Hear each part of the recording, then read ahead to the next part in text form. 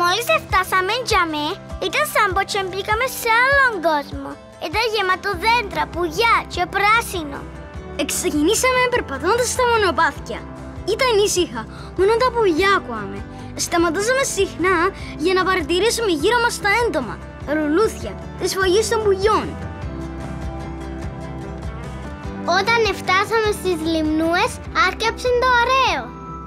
Εβουτήσαμε τα δίχτυα μας στο νερό για να δούμε τι θα πιάσουμε. Και είχε πολύ ζωή. Εν φαντάστηκα ποτέ πόσα πλάσματα ζουν μέσα στο νερό.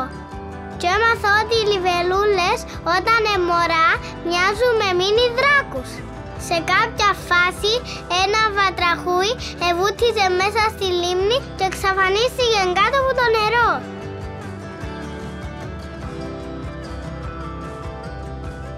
Όταν ψάξαμε κάτω από πέτρες και μέσα στα λουλούδια, είδαμε κάτι παράξενα έντομα που πρώτη φορά τα βλέπαμε. Εσύ ήξερες ότι έχει και μέλισσες που έγκαμνουν μελενούτες ζουν σε κυψέλες?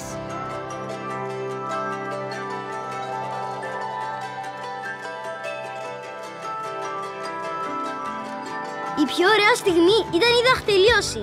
Είδα πώς ζυγίζουν τα πουλιά και πώς τους βάλω δαχτυλίδι. Κράτησα κι ένα στο χέρι μου. Νόμιζα ότι να βοηθώ, αλλά ήταν ήρεμο. Και ξαφνικά επέτασε. Νομίζω ότι θα το ξεχάσω ποτέ. Ήταν ένα αμπελοπούλι. Θέλω να ξαναπάω. Την επόμενη φορά έλα και εσύ μαζί μας στις κομμοσφύγες.